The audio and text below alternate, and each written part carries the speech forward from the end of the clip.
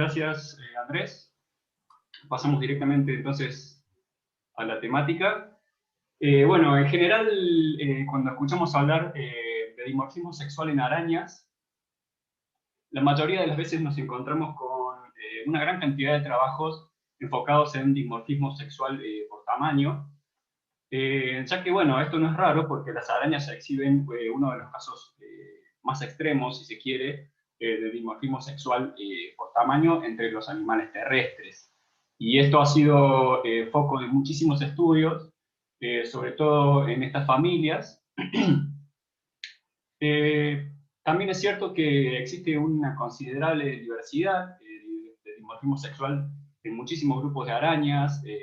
Prácticamente cuando observamos, por ejemplo, familias como Salticide o Folcide, vamos a encontrarnos que existe una gran diversidad de dimorfismo sexual entre machos y hembras. Sin embargo, en otras familias, como el grande grupo de las marronoideas o las dionicas mismas, e incluso dentro de grandes grupos en donde sí encontramos familias bien dimórficas, existen otras que no presentan ese dimorfismo tan marcado. Por otro lado, digamos, una de las mayores fuentes para documentar dimorfismo sexual son los trabajos taxonómicos. Sin embargo, rara vez en estos trabajos se expresa siquiera la palabra dimorfismo sexual o se les hace un tratamiento especial dentro del texto, por lo cual muchos de estos caracteres siempre pasan desapercibidos. Y por último, desconocemos completamente cuál es la función de muchas estructuras que continuamente estamos viendo, sobre todo las personas que hacen taxonomía. Bueno, cuando hablamos de dimorfismo sexual, obviamente estamos hablando no solamente de diferencias morfológicas, en lo que puede ser el tamaño, el color o modificaciones del cuerpo, sino también diferencias en cuanto al comportamiento, ya sea displays o cambios que ocurren luego de la muda. Por ejemplo, un sexo se mueve más móvil que otro o deja de alimentarse, fenómenos como el canibalismo. Y también podemos encontrar el dimorfismo en lo que es los caracteres de historia de vida, sobre todo, por ejemplo, la inversión que hacen los sexos en la reproducción, el tiempo de maduración y el cuidado parental. Bueno, teniendo en cuenta que digamos, con el fin de poder estudiar y comprender el dimorfismo, la evolución del dimorfismo sexual, es necesario describir y documentar una gran cantidad de caracteres sexuales secundarios en un amplio rango de especies. Y teniendo en cuenta que existen una mayor cantidad de estudios referentes a dimorfismo sexual por tamaño en relación a otros dimorfismos, es que se vuelve necesario prestarle un poco más de atención a otros sistemas de caracteres, más allá del tamaño. Y las zoonópide ofrecen una gran oportunidad para estudiar esto. Recién vimos una charla de Alberto. Bueno, pertenecen al grupo de las imperniatas, es decir, un grupo de aplóginas escribeladas que es muy diverso y que fue recientemente revisado. Voy a pasar entonces directamente a mostrar algunos ejemplos de la ocurrencia de caracteres sexuales secundarios. Estas son algunas imágenes de varios géneros donde podemos observar modificaciones en los cenditos, en las láminas maxilares de los machos, ¿sí? Siempre voy a estar hablando de machos. Entonces, como podemos ver, existe una modificación en las regiones anteriores de los cenditos, son muy variables, ¿sí? Estas son modificaciones relativamente simples en la cara ventral y anterior de los cenditos. Sin embargo, podemos encontrarnos con cosas sumamente complejas y sumamente modificadas, como en el caso del género Simonops y otros grupos relacionados, en donde los cenditos se modifican por completo. Prácticamente no es posible reconocer la estructura, digamos, original, e incluso en casos extremos, en donde existen una serie de proyecciones que rodean todo el prosoma de los machos.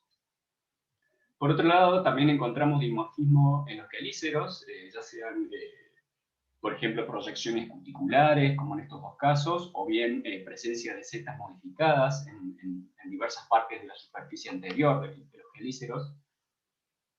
Pero también nos encontramos con casos como este, en donde los quelíceros sufren unas modificaciones muy masivas, digamos, en donde prácticamente no es posible reconocer una forma de un quelícero como estamos acostumbrados a ver. Y esto ocurre en un género que se llama Predatoronops, recientemente descrito para Brasil. También podemos observar modificaciones en el esternón, ¿sí? Esto es muy raro de observar en las arañas, que se modifique el esternón de esta manera. Los machos presentan una excavación que además tiene una serie de setas, ¿sí? Y esto ocurre en todas las especies de este género.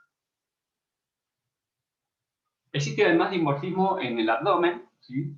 En el caso de las onópidas que presentan escudo, observamos que los machos presentan escudos dorsales y ventrales, mientras que las hembras directamente no tienen el escudo dorsal y los ventrales se encuentran muy reducidos.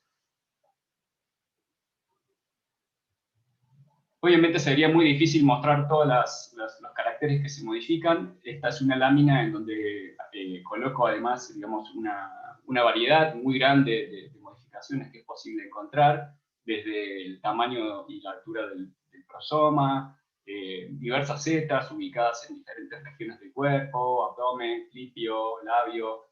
También podemos encontrar tejidos glandulares, o poros glandulares, mejor dicho, en la región del prosoma, de las patas, del clipio, ¿sí? Esto recuerda mucho a lo que ocurre en algunas erigoninas de la familia Nifide, donde se ha estudiado mucho la presencia de glándulas y su influencia. Entonces, resumiendo un poco, esta es una tabla en donde en esta columna vemos un listado de géneros, ¿sí? Basado en la reciente filogenia molecular de Boucheret y colaboradores, en donde ellos trabajaron con 38 géneros, y en las demás columnas, aquí lo que estoy mostrando son diversas partes del cuerpo divididas en prosoma y abdomen, ¿sí? Los colores representan aquellos caracteres o regiones del cuerpo que son dimórficas versus las rojas, que serían no dimórficas y monomórficas. Entonces la intención de esto es, por un lado, mostrar cuáles son las regiones del cuerpo que se modifican en la mayoría de los géneros, y por otro lado, dentro de cada género, si es posible observar más de una estructura dimórfica con respecto, digamos, a los demás. Entonces, como podemos apreciar, la estructura que más se modifica en prácticamente todos los géneros son los anditos, las láminas maxilares. Fíjense que sin importar del grupo que hablemos, la mayoría presentan los anditos modificados. Así también como los quelíceros, ¿sí? Y en el caso de las patas, estas diferencias corresponden más que nada a espinas, ¿sí? Esto es bastante común en otros grupos de arañas. Y en el caso del abdomen, lo que observamos es esto que les comentaba anteriormente, diferencias en presencia o ausencia de escudos abdominales, o bien reducción de algunos de ellos en las hembras. Bueno, entonces, ¿qué es lo que podemos inferir de estos estudios? ¿Para qué servirían todas estas modificaciones? En realidad sabemos muy poco, pero en base a los estudios que tenemos de cópulas, y sobre todo de su posición, podríamos preguntarnos si estas estructuras que observamos, sobre todo en las partes anteriores del cuerpo de estas arañas, podrían funcionar como estructuras de contacto durante la cópula, por ejemplo, ejerciendo quizás estimulación, ¿sí? Por otro lado, tenemos evidencia, ya pasando un poco más a lo que es el sistema reproductivo, evidencia muy reciente de una gran variabilidad en lo que es el esperma de estos animales, ¿sí? De estas arañas. Es muy, muy variable, incluso podemos encontrar esperma aflagelado, que es único en tetrapulmonados, y sería interesante preguntarnos qué implicancias tiene esto también en la reproducción, ¿sí? Sobre todo quizás en lo que es competencia espermática, por ejemplo. También sería interesante explorar qué ocurre en el caso de los palpos de los machos, ya que también es muy, muy variable, ¿sí? Existe una diversidad increíble, y tampoco sabemos muy bien cómo actúa durante la cópula. Y ya casi para finalizar, comentarles, bueno, que estos pocos estudios que se han hecho en reproducción, se puede observar sperm dumping, ¿sí? Botado de esperma por parte de las hembras luego de la cópula. Lo que las hembras hacen es encapsular el esperma y luego expulsarlo mediante un mecanismo muy complejo de la genitalia, ejecutado por una serie de músculos. Entonces sería interesante explorar si esto también ocurre en otras especies, y por otro lado también entender cómo funciona la genitalia de las hembras, porque es muy compleja. Quizás todo esto funcionaría a un nivel de, por ejemplo, cryptic female choice.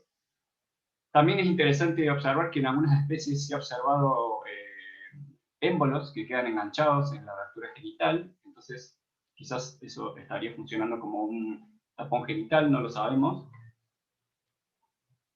Bueno, y por último, retomando un poco la idea de la taxonomía y de cómo documentamos todos estos caracteres sexuales, esto sería más que nada un pedido, digamos, a toda la comunidad taxonómica, de que es necesario, digamos, documentar la ocurrencia de los caracteres sexuales secundarios de manera un poco más explícita, como en estos ejemplos que he puesto acá, porque bueno, digamos, uno se toma mucho trabajo de escribir las especies y de escribir los caracteres, y no sabemos el día de mañana si esos trabajos van a ser consultados o van a ser vistos por alguien más, o con qué frecuencia.